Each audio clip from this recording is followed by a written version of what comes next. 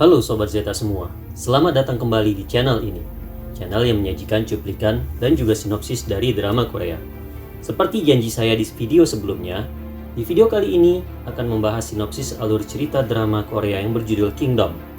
Di season 1 ini terdiri dari 6 episode, dan video kali ini akan membahas episode 1 dan 2. Video ini mengandung spoiler ya sobat.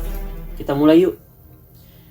Drama dimulai dengan menampilkan dua orang tabib istana yang sedang memberikan obat kepada raja. Tanpa diduga, tabib yang lebih muda seperti ditarik oleh sesuatu. Lalu terdengar seperti suara monster buas. Sementara itu, di beberapa tempat di ibu kota Hanyang beredar kabar bahwa raja sudah wafat dan akan ada raja yang baru. Para prajurit kerajaan menangkapi kaum pelajar yang dianggap sebagai penyebar isu dan menghukum mereka. Kaum pelajar merasa muak dengan keluarga ratu dari klan Haewoncho dengan kesewenang-wenangan yang terjadi.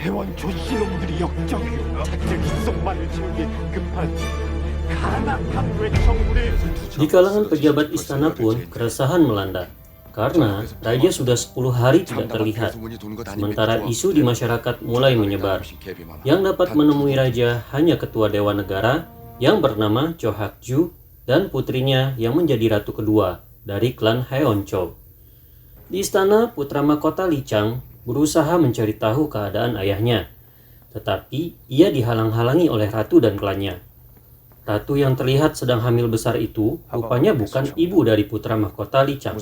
Yang akhirnya akan kita ketahui bahwa Lee Chang merupakan anak laki-laki raja satu-satunya. Dan ia putra dari seorang selir.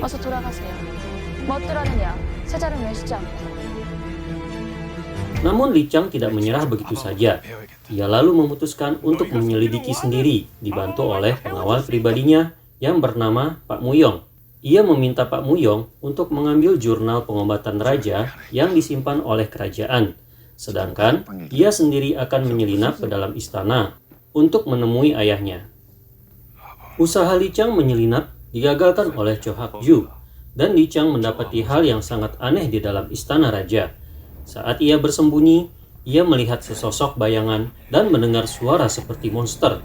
Tapi, para pengawal istana seolah-olah tidak ada yang melihat hal tersebut.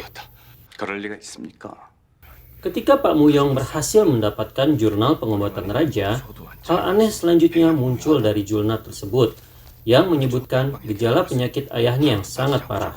Namun, setelahnya tidak ada lagi catatan lanjutan mengenai pengobatannya. Hal itu sangat mustahil, karena menurut Lee Chang, jurnal pengobatan raja harus ditulis setiap hari. Jurnal itu terakhir ditulis oleh seorang tabib yang bernama Lee Sung-hee. Lee Chang mengenalnya sebagai tabib kerajaan dari Dongnae yang sudah mengundurkan diri 3 tahun yang lalu. Menurut jurnal tersebut, tabib Lee kembali dipanggil ke istana. Lee Chang lalu bermaksud untuk menemui tabib itu dan mencari tahu kebenaran kondisi ayahnya. Shin berpindah ke rumah pengobatan Jiulheon di Dongnae. Terlihat banyak yang sedang dirawat di sana. Namun, kondisi mereka semua tampak kelaparan karena memang sangat sedikit yang bisa dimakan. Seorang tabib tampak kembali ke rumah pengobatan itu. Ternyata itulah tabib Lee Sung-hee. Tabib itu membawa jenazah murid yang bernama Dan-i. Mereka berdualah yang muncul di awal cerita tadi.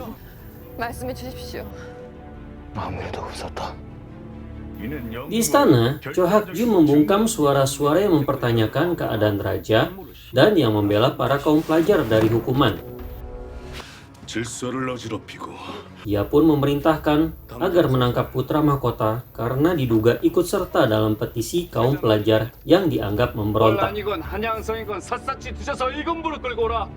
Di Dongnae, Seobi dan temannya yang sama-sama menjadi murid tabib Lee Sung-hee baru kembali setelah mencari akar-akaran yang bisa mereka masak untuk dijadikan makanan. Mereka terkejut, sebab di Jiulheon, semua orang sedang menikmati sup daging yang dibuat oleh Yong-shin, salah seorang pasien di klinik itu.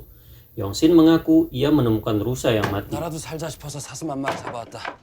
Seobi sempat tergoda untuk mencicipi sup tersebut, tetapi ia menemukan fakta yang sangat mengejutkan.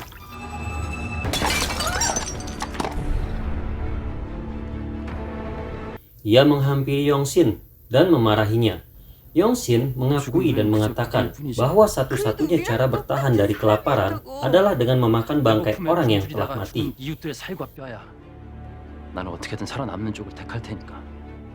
Tampak hari semakin gelap. Tiba-tiba semua orang yang memakan sup tadi menderita sakit, muntah-muntah, dan akhirnya meninggal. Kecuali Xiaobi dan temannya, Tabib Li dan juga Yongsin. Mereka belum sempat untuk memakan sup tersebut. Saat Xiaobi sedang berdebat dengan Yongsin, mayat orang-orang yang muntah-muntah tadi mulai bangkit kembali satu persatu dan menjadi zombie. Temannya Xiaobi adalah korban pertama dari para zombie itu.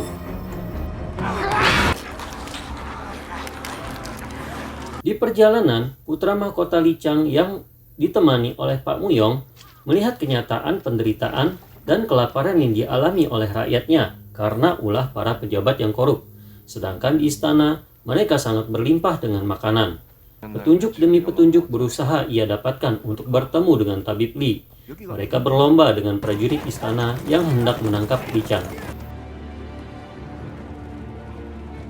Akhirnya ia sampai di Jiolheon. Tempat itu terlihat menyeramkan. Di sekelilingnya terpasang bambu runcing, tombak, dan golok yang mengarah ke dalam rumah pengobatan, dan terlihat berlumuran darah. Mereka mencoba masuk ke dalam. Mereka menemukan banyak jenazah manusia yang tampaknya disembunyikan di bawah lantai. Hal itu mereka laporkan ke pejabat setempat. Cho Byung-pal dari klan Heon Cho baru saja ditunjuk sebagai kepala hakim di wilayah Dongdaeng, harus menghadapi kasus tersebut di hari pertamanya. Mayat-mayat itu dibawa ke kantor Hakim Cho. Yongsin yang melihat mayat-mayat di Jiolheon sudah dipindahkan, segera mendatangi Hakim Cho. Ia berusaha menjelaskan bahwa mayat-mayat itu belumlah mati dan akan bangkit kembali begitu malam tiba. Tentu saja orang-orang di sana tidak ada yang percaya dengan penjelasan Yongsin.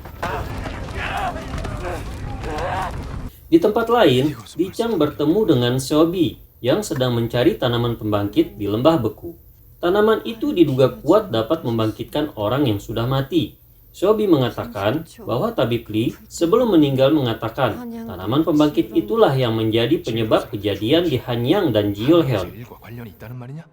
Mengetahui mayat-mayat di Jiolheon dipindahkan, Xiaobi panik dan bermaksud segera memperingatkan orang-orang akan bahaya.